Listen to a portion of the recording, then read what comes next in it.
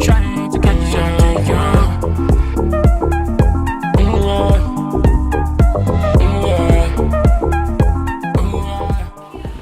Hey everyone, welcome back to the Village. We are here today with a couple of really special guests. So we have one of our Village moms, Kristen, and so she's here today to share some of her stories and talk about her experiences growing up. And we also have Chester, our Village mascot.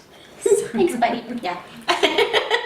So this past few weeks we've been talking about how experience shapes the brain, and particularly how our earlier experiences, so those we had in quote unquote our family of origin, so your relationships with your parents, things that might have happened to you in your childhood, and how that can really set you up to have these certain patterns that will influence your parenting and your current lifestyle and your current family.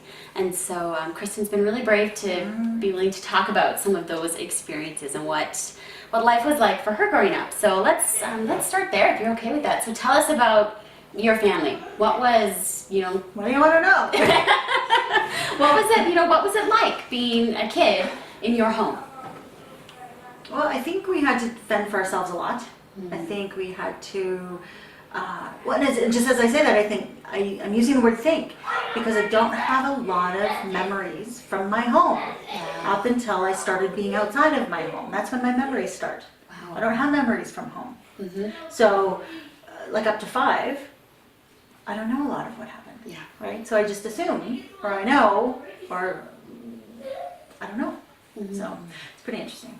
And that, to be honest, that makes a lot of sense. Like if you're talking about that, there doesn't sound like there's a lot of closeness in your family. And one of the things that they've found actually, which is really interesting, is that for younger kids, especially when they are missing that emotional stimulation, we don't form memories. So it's really common if you were in a home that didn't have a lot of closeness or a lot of attachment, security, that you might not remember as much. Right.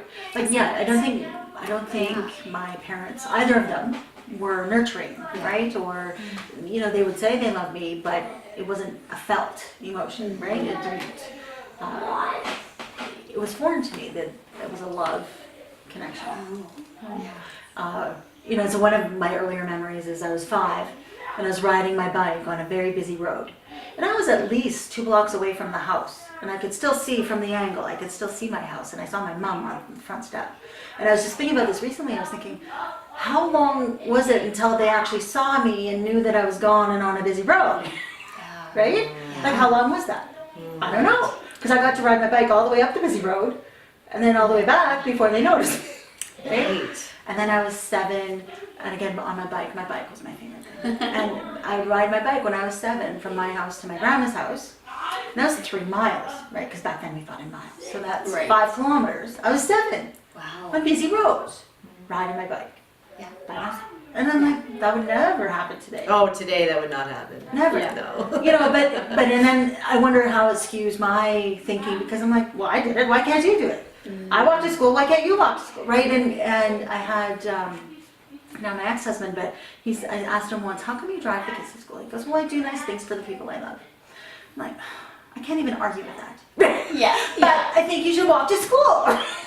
So anyway, that's a rant. So it sounds like, was independence a really important value in your family growing up? That everyone kind of... Well, I think it was actually less of an independence and just more of a not being needy. Right? Okay.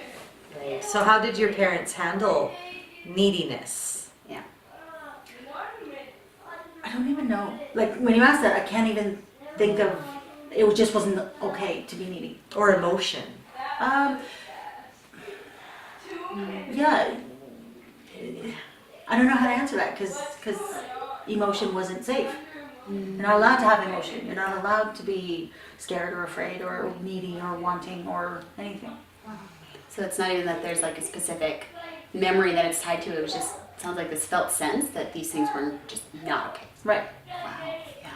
Was anger tolerated in your family? Well, discipline was anger. Right? Discipline was violence. Discipline was, my dad was strong enough with a hand, but my mom used a wooden spoon. And I know back, I have a certain number of years under my belt, and back then more people do that. That was pretty common. Right. But it's still like to get a wooden spoon broken on your bum. You wonder, really? Is that necessary? Yeah. I don't know. Yeah. So yeah. And one of my memories with my sister was, she's a little older and she, had a little lip and a little attitude. And I remember my dad slapped her on her face once. And I felt good about that because finally she gets what she needs. But I'm like, why is a dad slapping someone on their face, right? It's those kind of things. So it's like years later kind of seeing these things that happened in a very different perspective. Wow. Oh, wow. So do you find that, how have you found your way you were parented has affected your parenting? Well, I think it's those button issues, right? Where the triggers just, where does that come from? And I don't know. When the kids were little, it was so hard. As they get older, it's better for me because they're more rational. I'm more rational. We can reason together. Yeah. But when they're little, they're not reasonable, and I wasn't reasonable. And so I'm the one having the tantrum because they're not doing what I think they should be doing. But they're kids, and I didn't understand that. I wasn't able to fully care for them or nurture them either, right? I didn't have nurturing to give them. Yeah. Right.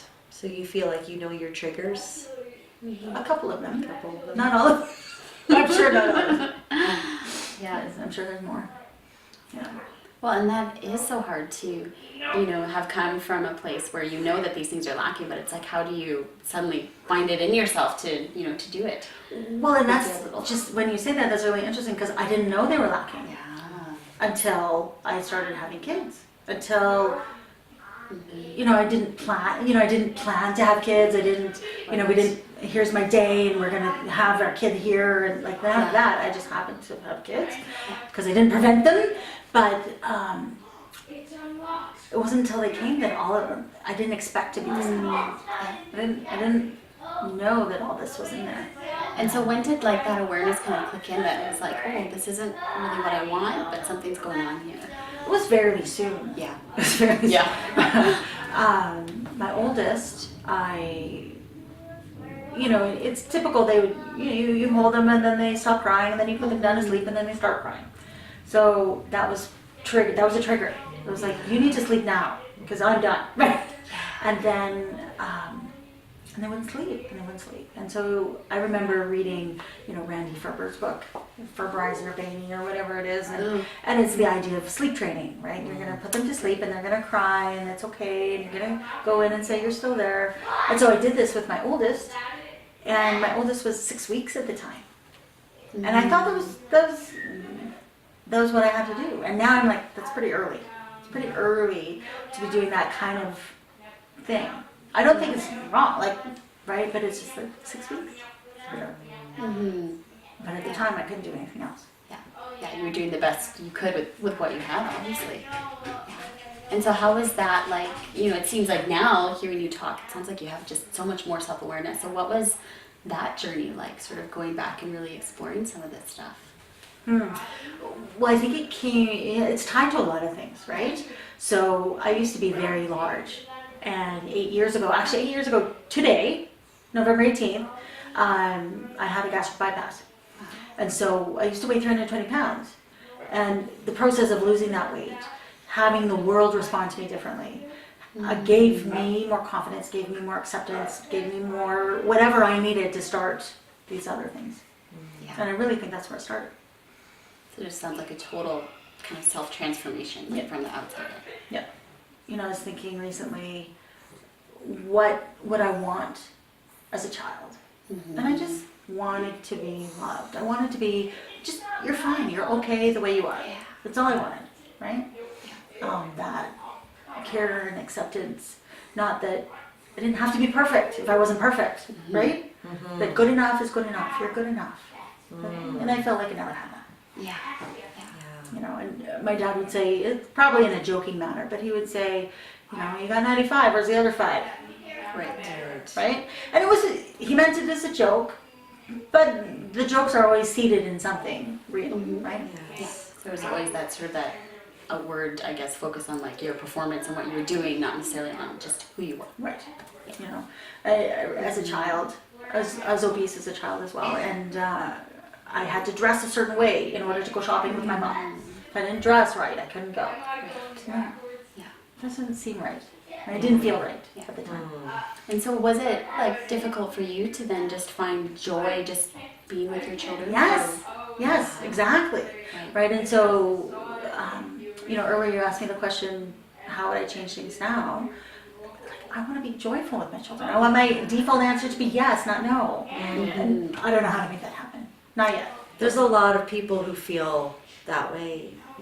Parents, we want to be joyful. We want our houses to be playful. Yeah. Instead of just always ushering our kids out the door and what they need to do, what they need to eat, and what they should and should not be doing. And yeah, it's hard. It's a hard one. Yeah. And I get the sense too that that's an issue where there's just so much shame, because it's like not only are you feeling like you're missing that joy, but then it's that added, like that second arrow of, well, you should be feeling that joy. Well, everyone tells you should. Yeah, right? Isn't it so nice to have a baby? Aren't you glad to be a mom? Isn't it the best thing in the world? I would choose nothing else. I wouldn't, So when you don't feel that way, it's a lot of shame. Yeah. Yes. Absolutely. So how have you, or like maybe this is something that you're still working on, but like how have you sort of approached that shame, or what are ways that you've dealt with it? I'm still working on it. Yeah. Still working on it. Yeah. I think just the self-care, or the self-care piece is where it has to be. Yeah. And I so want to validate you just for sharing your story, because I feel like, that's one of Brene Brown's thing, is that shame really, it thrives in the dark. Absolutely. And when we can bring these stories, as painful as they are, as difficult as they are, into the light, that's when the healing can begin. And I know that just everyone who hears this is just going to be so touched, because it's going to be, me too. Me I'm the so. only one. Me too. Well, they need to say it, right? Yeah. And I shouldn't say they, like that's a judgment statement as well. And I don't mean that. Like, the more people who speak about it, then it becomes more awareness, more acceptance, more, maybe not everyone does feel this way, right? Or not everyone has to feel that way and still be a good parent, right? Yeah. Absolutely. Well, thank you for your bravery and for being here with us. And we welcome anyone who feels like you have a story to reach out and talk to us, because we believe that people's stories are powerful. And at the end of the day, sometimes all we have is our stories, and they encourage other people to be courageous. So stay courageous, everyone, and we'll see you next time. And we're staring at a camera. Wow. Ooh,